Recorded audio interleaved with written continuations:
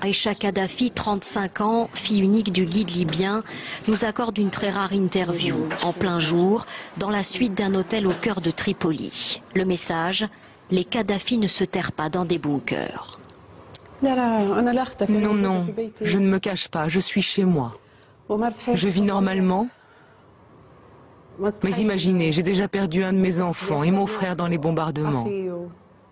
Et chaque jour, il y a des gens de mon peuple qui meurent, des civils. Toute personne qui a un cœur peut imaginer ce que je ressens. Avocate, Aïcha Kadhafi a défendu Saddam Hussein, mais aujourd'hui, c'est son père et tout le clan Kadhafi qu'elle défend. Il ne serait, dit-elle, ni affaibli, ni en fin de règne.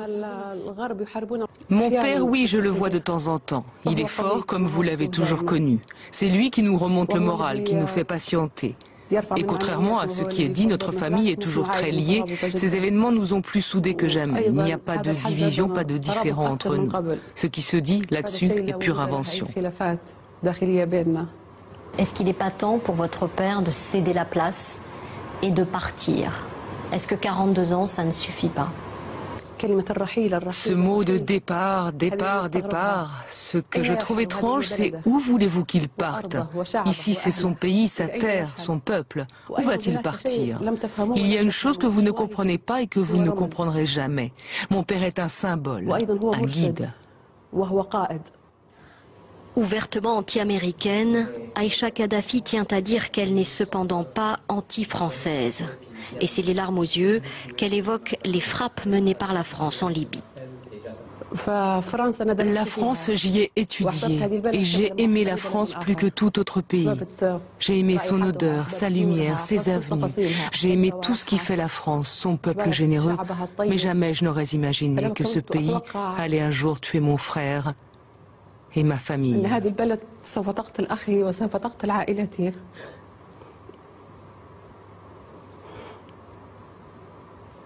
Et aujourd'hui, à travers vous, je veux transmettre un message aux mères et aux femmes des pilotes français qui nous bombardent.